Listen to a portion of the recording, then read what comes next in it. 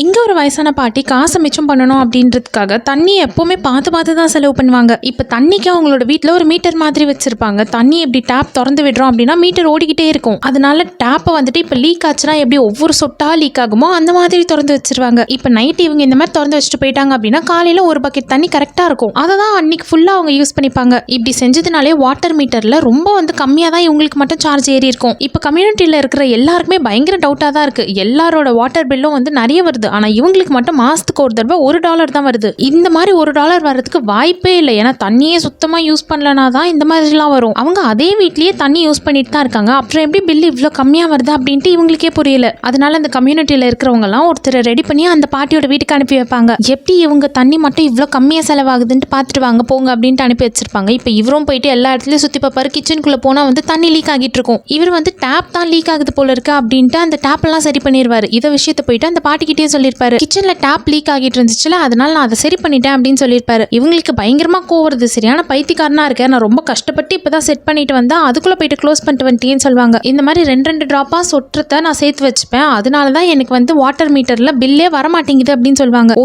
இதுதான் இவங்க யூஸ் பண்ற டெக்னிக்கா அப்படின்றதையும் அவரும் தெரிஞ்சுக்கிட்டு அங்க இருந்து சீக்கிரமா வேகமா கிளம்பி போயிடுவாரு. இப்ப தண்ணியில மட்டும் கிடையாது, எல்லா விஷயத்திலுமே ரொம்ப சிக்கனமா தான் இருப்பாங்க. இவங்க சிக்கனமா இருக்கிறது நல்லதுதான். ஆனா அது மத்தவங்களுக்கு தொல்லையா மாறுச்சுன்னா அப்பதான் அதை பத்தி யோசிக்கணும். சூப்பர் மார்க்கெட்டுக்கு போயிட்டு முட்டைகோஸோட இலைங்களெல்லாம் எடுத்துக்கிறாங்க. ஏன்னா இப்போ அங்க காய்கறிகள்லாம் கிலோ கணக்குல தான் வெயிட் போடுவாங்க. ஒரு 4-5 இலையை தூக்கி வச்சா அது பெருசா எந்த வெயிட்டும் வராது, கிராம் கணக்குல தான் வரும். அதே மாதிரி வரவங்க எல்லாம் இப்போ கொத்தமல்லி வாங்கணும்னு நினைச்சாங்கன்னா ஒரு கட்டை தான் அப்படியே எடுத்துப்பாங்க. ஆனா இவங்க மட்டும் ஒரு 2-3 இலைங்களை மட்டும் பிச்சு எடுக்கிறதுனால இப்போ பெருசா காசு வர மாட்டேங்குதுதான். இதே மாதிரி இந்த சூப்பர் மார்க்கெட்டுக்கு இவங்க நிறைய பிரச்சனை பண்ணிட்டு தான் இருக்கிறாங்க. ஒரு நாள் ஒரு வாட்டர் டம்ளர் கையில வச்சுட்டு இருப்பாங்க. ஆனா பில் போடாமலே அதை தெரியாதனமா தான் எடுத்துட்டு வந்திருப்பாங்க. அங்க ஒர்க் பண்ற செக்யூரிட்டி கார்ட்ஸ்லாம் ரொம்ப நாளா இவங்களை நோட் பண்ணிக்கிட்டே தான் இருக்காங்க. இவங்க வந்தாலே ஏதாச்சும் பிரச்சனை பண்ணிட்டு தான் இருக்காங்க. இப்போ இவங்க திருடிட்டு போறதுக்கு தான் வந்திருக்காங்க போல இருக்கு அப்படின்ட்டு பிடிச்சிட்டு போயிடுவாங்க. அவங்களும் நான் காசை மிச்சம் பண்றதுக்கு ட்ரை பண்றேன் தான், என்னால முடிஞ்ச அளவுக்கு நான் கம்மி பண்ணிட்டு தான் இருக்கேன். ஆனா நான் திருடியெல்லாம் எங்க இருந்தா எடுக்க மாட்டேன் அப்படின்னு தான் சொல்லுவாங்க. ஆனா யாருமே அவங்கள நம்ப தான் மாட்டேங்கிறாங்க. இப்ப சிக்கனமா இருக்கிறது அவங்களோட விருப்பம் தான், அதுல யாரும் தலையிட முடியாதுதான். ஆனா மத்தவங்களுக்கு இதனால ரொம்ப தொல்லை கொடுத்துட்டு இருக்காங்க. இப்போ முட்டைகோஸ்ல இருந்து 2 இலையை எடுக்கிறேன் அப்படின்ட்டு எல்லா முட்டைகோசையும் கிழிச்சு தூக்கி போட்டுறாங்க. அந்த மாதிரி கொத்தமல்லியை எடுக்கிறேன்ட்டு கொத்தமல்லியை கவர்ல இருந்து எடுத்து அப்படியே அந்த 2 இலையை எடுக்கிறதுக்காக மொத்தமா பிரிச்சு தூக்கி போட்டு போயிடுறாங்க. கடையில் இருக்கிறவங்களும் கஸ்டமர் கிட்ட ரொம்ப ரூடாலாம் நடந்துக்க கூடாது அப்படின்ட்டு தெரிஞ்சுமே